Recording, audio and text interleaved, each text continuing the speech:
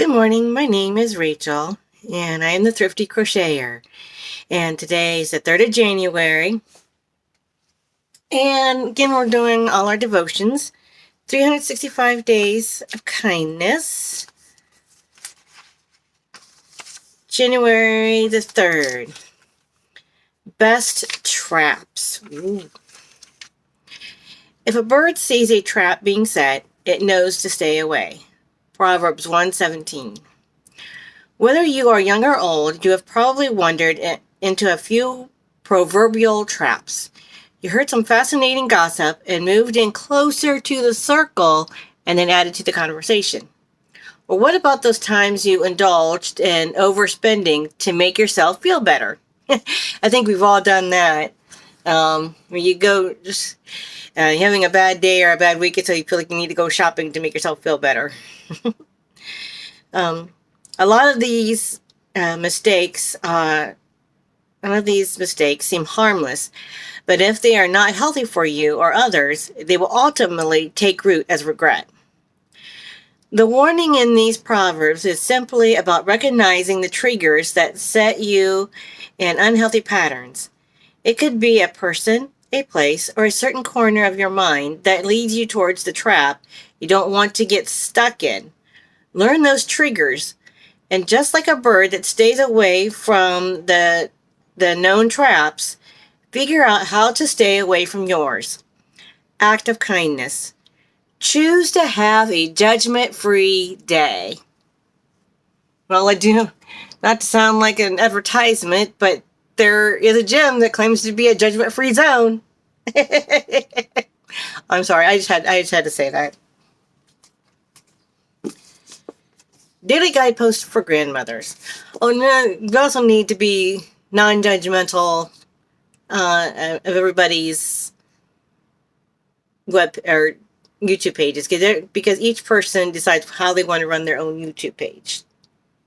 So try not to be too judgmental, please. January 3rd. The priest made repairs to the wall, each in front of his own house. Nehemiah 3:28. One of Grandma's evening rituals was sweeping. She'd begin in the kitchen, careful to capture every crumb, and end on the front porch, sweeping our welcome mat with vigor.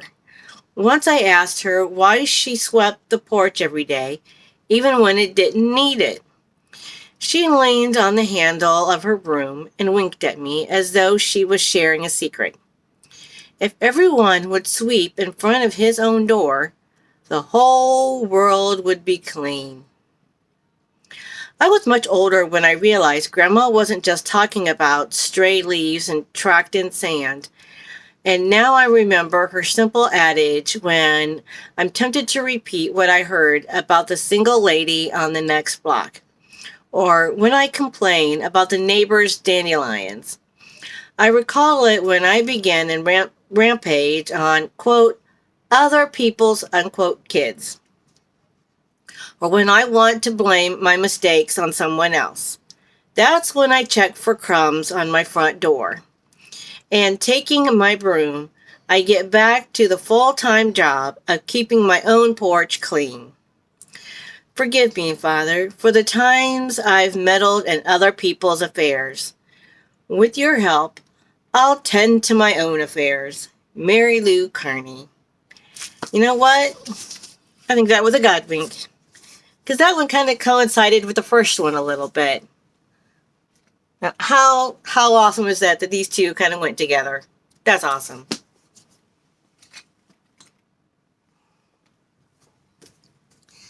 The illustrated words of Jesus for women. January 3. A critical spirit. Why do you look at the speck of sawdust in your brother's eye, pay no attention to the plank in your own eye? Matthew 7:3. Now, I want you to think about that for a little bit. I'm going to read it again. Why do you look at the speck of sawdust in your brother's eye, but pay no attention to the plank of wood in your own eye? The sad thing is that a person who has a critical spirit can't seem to see her own issues, only the faults of others. That's men and women everywhere. That's everywhere, unfortunately. She'll find something to criticize about pretty much everyone, and she is not a very fun person to be around. Jesus' words are a challenge to get real and not let yourself be one of those critical women. Be honest with yourself and deal with your own issues instead of criticizing others. Every woman is responsible for her own choices. So, don't criticize someone else's behavior, but ignore or justify your own. Search me, God, and know my heart. Test me and know my anxious thoughts. See if any offensive way in me, and lead me in the way of everlasting. Psalm 139, 23 and 24. Again, that went with the other two. All three of these went very well together. That was definitely a God wink. If I do say so myself, that was very wonderful.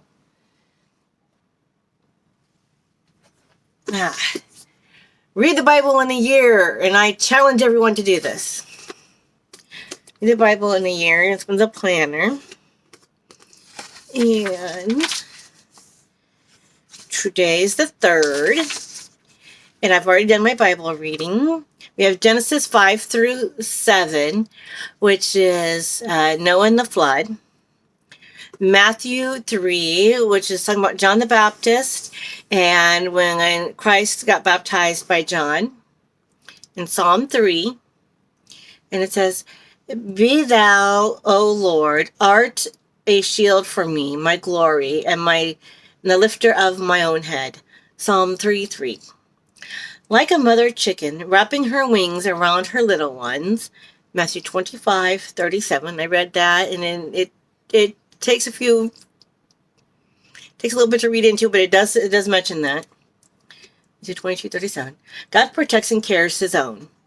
Though we still experience troubles in this world, accidents, illnesses, ultimately death, we know that God will never leave us on our own. Hebrews 13:5. And he is preparing an eternal home for us. John 14:2. And John 14 does mention that. And something interesting I found in in Matthew, and it talks about John the Baptist, and he sees these religious leaders come to be baptized, but he realizes what their true intents are, and he calls them a brood of vipers. And I thought it was only Christ that called them that. And in my Bible that I was reading, it had an insert, and so to look up in later chapters in Matthew where Christ does call the religious leaders a brood of vipers. So I thought that was interesting. You know, I'm 51 years old, and no, I'm not afraid to say that. But every time I read the Bible, I learn something new every day, and that's just wonderful. It really is. That's a wonderful thing. I've been, I learned all the Bible stories as a kid, and even as an adult, I'm still learning. And I think that's just wonderful. You can pick up new things every day that you've never picked up on before, or maybe you re-pick up on things. It's so neat. It's wonderful. I will be showing projects here soon. I did recently make a scarf, and I'm working on another scarf, and I'm starting a blanket. So that's because this hand is starting to behave itself. But when it does start to hurt a little bit, I do put things down and come back to it later, so I don't overwork it so much. But even with this winter cold, it's just starting to behave a little bit more, which is helpful because I love to crochet. But right now I am It's only the third day in the year. I can certainly say I have not bought a single skein of yarn. I haven't bought any yarn yet this year. I know we're only 3 days into the year, but still, for some people, they've probably already bought yarn online. I don't buy anything online because too many times you hear about people's getting their ID stolen online, so I don't trust buying online. I only buy in store. So I haven't went shopping in the store to buy yarn yet, so that's good for me. Because I need to finish up projects and start some projects to use up yarn, and once I've used up some yarn, and make some way. I need to clean up this room, but first I have to put away my village because the village is using my desk. Once that gets put away, then I can get this room cleaned up. So you will be seeing projects from me soon. But those first 3 devotions all went very well together, and I'm very, very happy about that. And that's, like I said, that's like a God wink to me. And I want to wish all of you a very good day. Here where I live, we got rain. Snow. We've had some rain earlier this week, but we have snow this time. Probably about at least an inch out there. And so everybody, if you have snow right now on the ground, just be very, very careful, especially if it's fresh snow. To you new drivers, be very careful when you're driving because you never know when there's ice underneath that snow and you could just go flying. I know you teenage drivers are going, you don't know what you're talking about. Yeah, we do know what we're talking about. We've had many, many years of driving on snow and ice. We know exactly what we're talking about. Be very, very careful, especially if you don't have, like I don't have 4-wheel drive, but I have all-wheel drive. So that does help a little bit.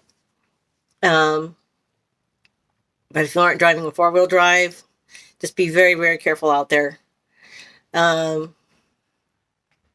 it's not really bad right now, but if you got to be out there, especially if you got to be on the highway, like I had to where I work, I have to drive on the highway. Be very, very careful. Give yourself more time and don't get up on somebody's tail. Yesterday, there was somebody that was literally up on their tail, and I'm just like, really? I mean, they were kissing bumpers. I was like, I hope he's got him, like he must have had him, I don't know. And be careful with, if you're on the highway, make sure you give them truckers a lot of time to move over and time to change lanes and give them more time to stop because it takes truckers a hell of a long more time to stop than you do. So